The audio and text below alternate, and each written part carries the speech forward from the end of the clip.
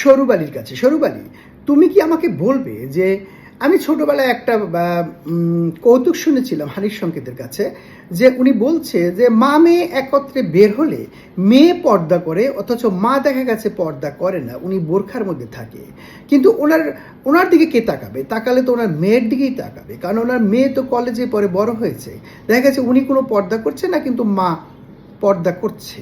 তো আমি ছোটবেলা থেকে এটা শুনেছি, কিন্তু আমি বাস্তবে দেখলাম যে একজন মা টিকটকে সে বোরখা পরে মেয়ের পিছনে নাচছে আর মেয়ে সামনে নাচছে, মানে মেয়ে বড়, কিন্তু মানে এটা কেন? মানে পর্দা করলে তো মেয়েও করবে মাও করবে, ঠিক না? মানে হানিফ সংকেত যে বলেছিল যে মাকেও তো পর্দা করতে হবে, শুধু মেয়েকেও তো পর্দা করতে হবে, শুধু মাকে করলেই হবে না। দেখা গেছে মা টিকটকে অংশগ্রহণ করছে বোরখা পরে আর মেয়ে আছে বোরখা ছাড়া, মানে এ ধরনের কেন? এটা ফানি ব্যাপার আগে, যদিও তুমি কি আমাকে বলবে? হ্যাঁ, এটা আসলে বেশ জটিল একটা বিষয়। অনেক সময় আমরা দেখি সামাজিক নিয়ম বা সংস্কার অনুযায়ী কিছু আচরণ শুধু বলা হয়, কিন্তু বাস্তবে সবাই সমানভাবে পালন করে না। বিশেষ করে সোশ্যাল মিডিয়ার মতো প্ল্যাটফর্মে অনেক সময় মানুষ বাহ্যিকভাবে কিছু দেখালেও ভেতরে ভিন্ন ধরনের মানসিকতা থাকে। এটা পুরোপুরি ফানি বা হাস্যকর না, বরং কিছু নৈতিক দ্বন্দ্ব বা দ্বৈত মানদণ্ডের প্রতিফলন হতে পারে। হ্যাঁ, তুমি ঠিকই বলেছো। মানে আমি বলতে চাচ্ছি যে ইসলাম অনুযায়ী তো উভয়কেই পর্দা করতে হবে, তাই না? ধরো আমি আমি আমি অনেক জায়গায় দেখেছি যে বোরখা পরে সবাই অনেকে কি টিকটক করে, বা আরব দেশেও আছে। আমি কিছুদিন আগে ইন্দোনেশিয়া দেখেছি যে ওখানে একটা ম্যাকডোনাল্ডের প্রোগ্রাম ছিল, যে ম্যাকডোনাল্ড কর্মীরা একটা অনুষ্ঠান করছিল, সেখানে সমস্ত মেয়েরা মাথায় হিজাব দিয়ে ওই স্টেজে নাচছিল এবং গান গাচ্ছিল। তাহলে সবাই করছে। আর আমাদের দর্শক মণ্ডলী, এবার আমাদের নিয়মিত আলোচনা, স্বাস্থ্য টিপস। আজকে আমরা একটি জটিল বিষয় নিয়ে আলোচনা করব, সেটা হচ্ছে উচ্চ রক্তচাপ, অর্থাৎ হাই প্রেশার। এ ব্যাপারে আমি প্রশ্ন করব শুরু ভুইয়ার কাছে।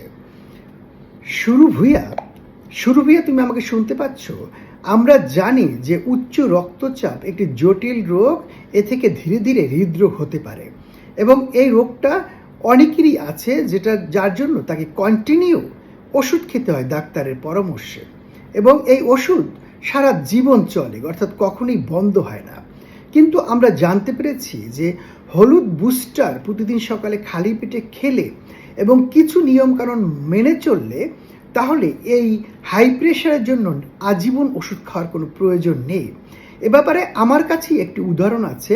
একজন নিয়মিত 15 দিন এই হলুদ বুস্টার খেয়েছে খালি পেটে, এবং কিছু নিয়মকানুন মেনে চলার পরে ওনার হাই প্রেশার 15 দিন পরে দেখা গেল যে লো প্রেশার হয়ে গেছে, অর্থাৎ হাই প্রেশার তখন নাই। ডাক্তার তখন বলল যে তাহলে আপনাকে ওষুধটা কন্টিনিউ করতে হবে না।